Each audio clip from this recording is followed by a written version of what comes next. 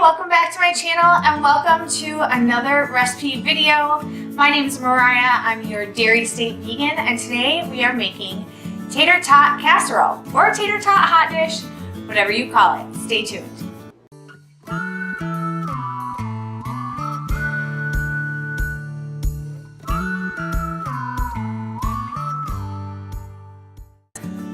Alright, so before we get into what you'll need for this recipe, if you haven't already, make sure to hit that subscribe button so you don't miss a single video that I put out. I put out recipe videos, updates on my vegan pregnancy, and also taste test videos and what I eat in a day. So if you like that kind of stuff, make sure you're subscribed and you hit the notification bell so that you don't miss a thing.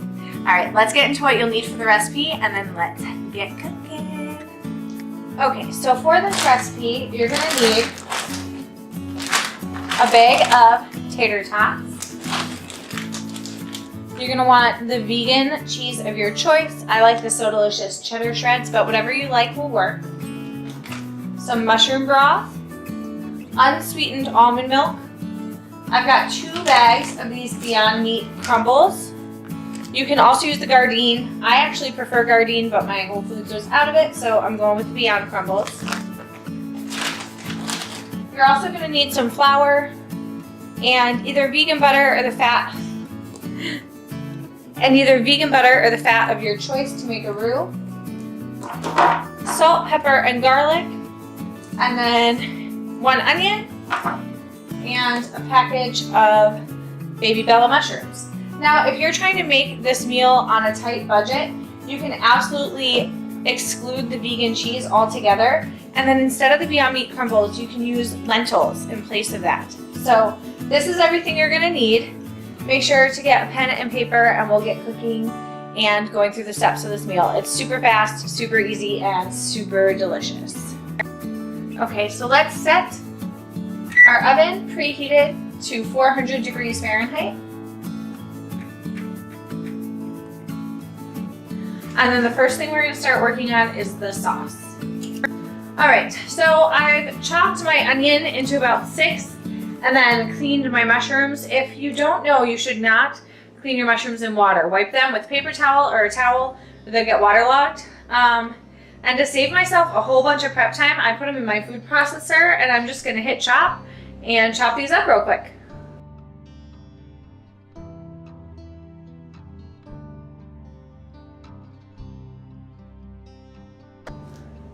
That fast, they're super rough chopped, and then we can start sauteing these in a skillet till they get tender to start our sauce. All right, so in my skillet, I'm just gonna add a little bit of olive oil. You can just use the vegan butter too if you want, or any fat of your choice. And then to that, I'm just gonna add my mushroom and onion mixture.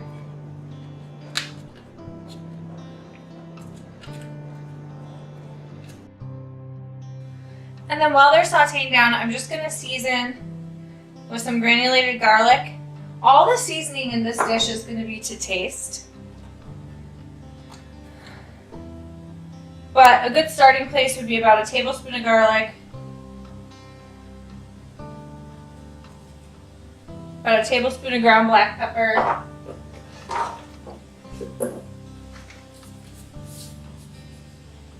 and about 2 teaspoons of salt. You could add thyme or rosemary or paprika or whatever you wanted. This is a childhood favorite of mine, so for nostalgia's sake, I keep it really simple with the seasonings. But go ahead and play around with the spices here. We're going to saute this down for about 5 to 10 minutes. Once the vegetables start getting really sweaty and smelly, that's when we'll know it's time that we can move these to the side for a little bit and start building our roux. Okay, so now that this is cooked down and sweaty, we're just going to move some of it into another pan.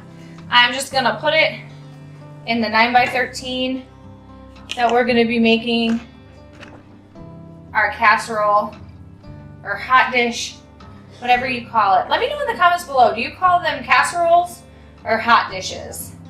In Wisconsin, we call them casseroles more, but I'm pretty sure like Minnesota and Michigan call them hot dishes. So what do you call them where you're from? Pretty much it's just beige, unhealthy, delicious food. And I'm okay with all of that. All right, so now we're gonna build our roux. I left a good portion of our onion and mushroom mixture in here so that the roux gets flavor right off the bat. But we're gonna add about 3 tablespoons of vegan butter to this pan and let it melt down so that we have enough fat in here. Another way you can make this hot dish is if you go to my Thanksgiving sides video. I'll put this up in an eye. My green bean casserole, I make a homemade cream of mushroom soup with cashew cream. If you prefer something more like that, you could use that instead. I have had a really busy day, no time to soak cashews, and so this is just kind of a cheater way to do it. So we're gonna add about 6 tablespoons of flour. And then once we have our flour in, we're gonna make sure our heat's on medium-low, and we're gonna whisk this in. A roux is just flour and a fat mixed together, but you want to make sure you cook it long enough to toast it so that your sauce doesn't taste like raw flour. This is just going to help thicken any type of a gravy or soup if you're making a cream soup that you want to make. We're going to cook this till the flour is cooked up about another 5 minutes, and then we're going to start adding our liquids. All right, so now that this is cooked up, we're going to start slowly incorporating some liquid.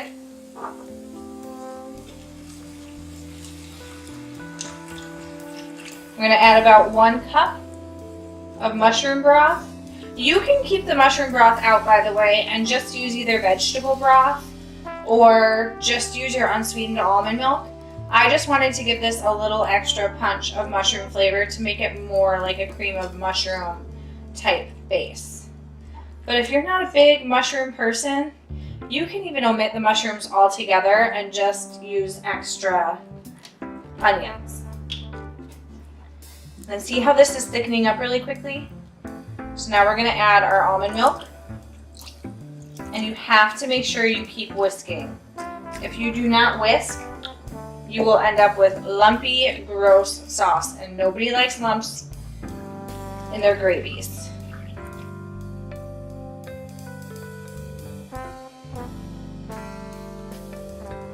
When it's all said and done, we end up using about 1 cup of the mushroom broth and about 2 cups of unsweetened almond milk. And while this is getting to our desired texture, we're just going to taste it and see if we have to add any more salt or pepper or garlic. Making sure to taste your food is so important, and making sure it's going to be a crowd pleaser when it comes out of the oven.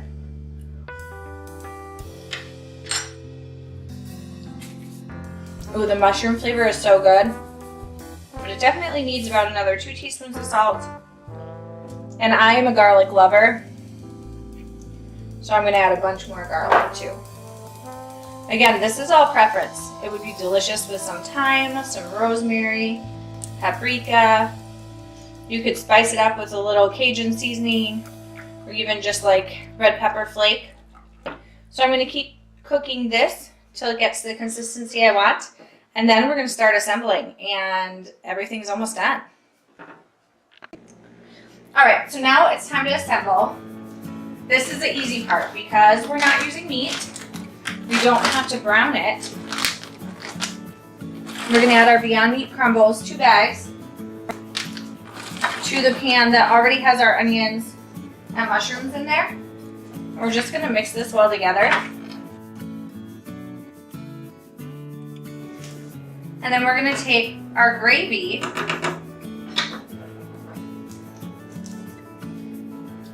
and we're just going to pour it right in there.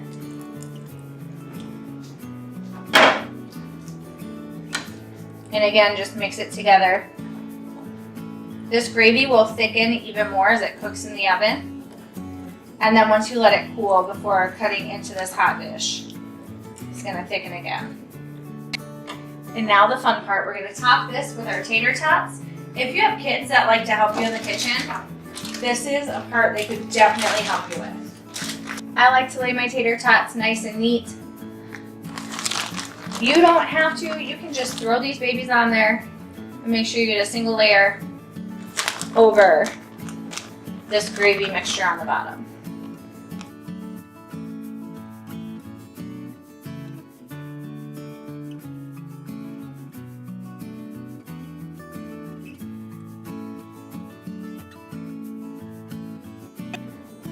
All right, so this beauty is ready to go in the oven. We're gonna pop it in the oven at 400 degrees for about 15 minutes until the tater tots start to get crispy. Then we're gonna take it out, top it with our cheese, bake it for another 10 minutes, and that's it, we're done. So I will be back to show you the finished product. Okay, so now that everything is bubbly and getting a little golden on top, I'm gonna sprinkle a little of our vegan cheese on top. If you choose to skip the vegan cheese, totally cool. I would just leave this in the oven for a little bit longer to get even crispier on top.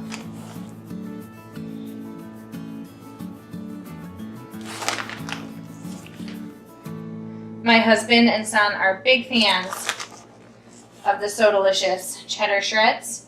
I could take it or leave it, so I always add it for them. All right, back in the oven for another 10 to 15 minutes so this melts, and it's time to eat. All right, and here we are. Tater Tot Casserole or hot dish, whatever you call it. I just call it delicious. It is everything you could want in a Midwestern style casserole dinner. It is so flavorful, tastes really, really good. Not high on the nutrients, so make sure you cook up a veg to go on the side, but super easy. I promise you it will be husband and kid approved. Anyways, I'm gonna go eat this. I will talk to you all in my next video. I hope you enjoyed this video. If you did, make sure to comment down below. Hit that like button. Commenting and hitting the likes helps my channel out so much, and I'm so grateful. And don't forget to hit that red subscribe button so that you don't miss a single one of my recipes. And I'll talk to you all next time. Thanks. Bye.